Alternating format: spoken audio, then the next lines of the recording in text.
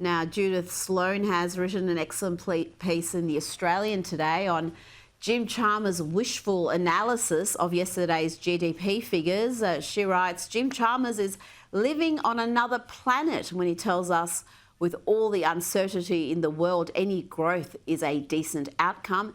This is not a decent outcome. Taking out the rise of GDP per capita in the last December quarter, 8 of the 9 past quarters have been negative GDP per capita, a reasonable measure of living standards. The economy is on life support, and it would be better to recognise this. Nick, is the Treasurer living in fantasy land? Surely he knows how grim these figures are. Well, there is really an outbreak of economic illiteracy in the political class in this country, in the media class.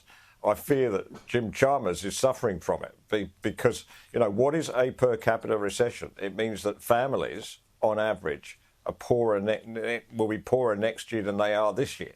That's the reality of it. They'll have less money, less wages, less money in their pockets.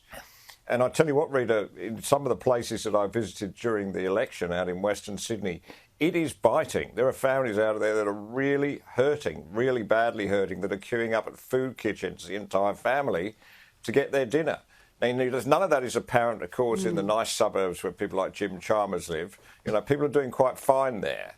But this is really causing a lot of pain, and it's very discriminatory in the pain it causes, in that the poorest get hurt worse by a per capita recession. So where this fits in with Labor's mantra of no one left behind, I'm not really sure. Meanwhile, as we predicted on this program, the leaks against Greens turned Labor Senator Dorinda Cox have begun in earnest. It was always going to happen after she defected from the Greens to Labor.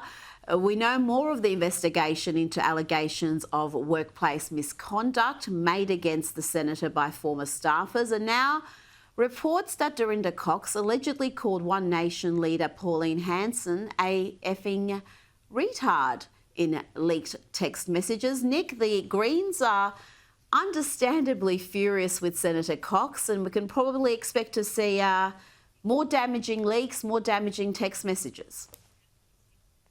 They're all class, aren't they, the Greens, when it comes to their language? I mean, things that you couldn't actually say on this channel. They think that's okay to use that kind of language.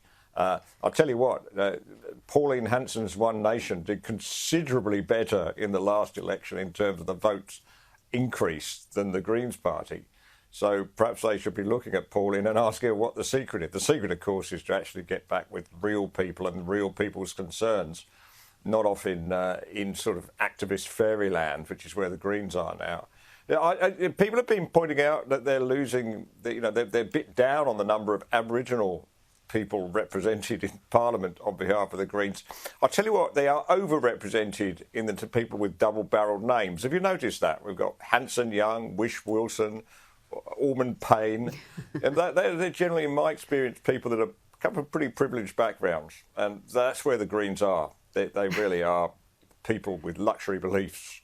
Nick, yes, that is an interesting observation. Certainly in my electorate, I noticed a lot of the Greens, a lot of the Teals were very white, very privileged, and of a certain age demographic, older age demographic. It might be different where you are.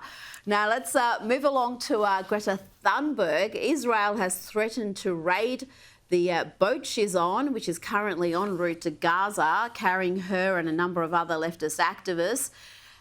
Nick, what does Greta and her feral mates, what do they hope to achieve with this activism, going into a war zone and saying that they're going to bring love, humanitarian aid and break the blockade?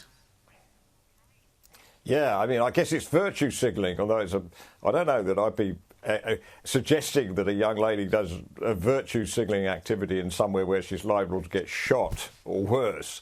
So that's what it is. But this goes to the mind, doesn't it, of the extreme left, which is where she sits. They think they know everything about everything. She thinks she knows everything about climate science, for instance. She understands perfectly why the weather warms and sometimes it cools. Now she thinks she knows everything about the history of the Middle East and who's on the right side of history and who's not. It's just the ignorance of these people that annoys me, Rita. They're allowed to have their opinions. Sure, they can make up their minds, but first they've got to understand what they're talking about. And I think in Greta's case, I think she's rather... She would have been better off spending more time in school and less time on protests, really, because she might actually know something about what she's talking about. Well, there seems to be a lot of crossover with these activist groups, Nick, the ones who are all about climate change, the anti-Israeli protesters, the race-obsessed ones. It's pretty much the same mob, isn't it? And that's why she has just effortlessly gone from climate change to now this anti-Israeli activism. Yeah, of course, our Green Party has done exactly the same thing, as we've commented before. This seems to be a natural progression. When they start losing traction on one issue, I think they always look for another one to move on to. So sooner or later they'll get bored with the Palestinian cause and they'll find something else. I don't know what it'll be, but they always have to be sort of for their own sense of righteousness. They have to be one step ahead of everybody else, and it always really has to just be about that, nothing more.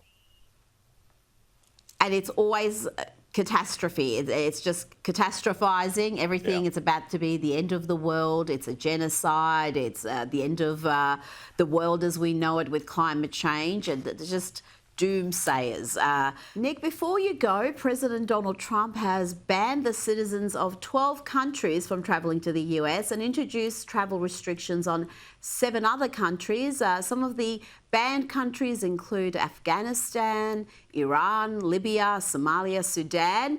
Let's hear from the president earlier today. The recent terror attack in Boulder, Colorado, has underscored the extreme dangers posed to our country by the entry of foreign nationals who are not properly vetted, as well as those who come here as temporary visitors and overstay their visas. We don't want them.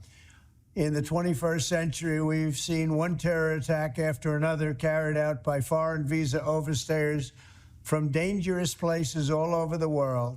Nick, this is reminiscent of a similar ban in his first term, and though that caused enormous angst in the media, it was actually pretty popular with the punters. What do you make of this latest ban?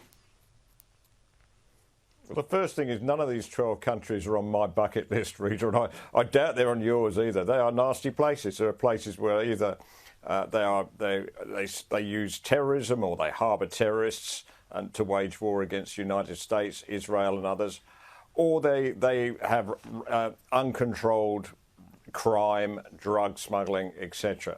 So it's just a hard lesson that some countries don't seem to be able to learn, that people from these environments are likely to bring the same lawlessness or the same political views to your country that they had in theirs. Nick Cater, thanks so much for your time tonight. Thank you, Rita.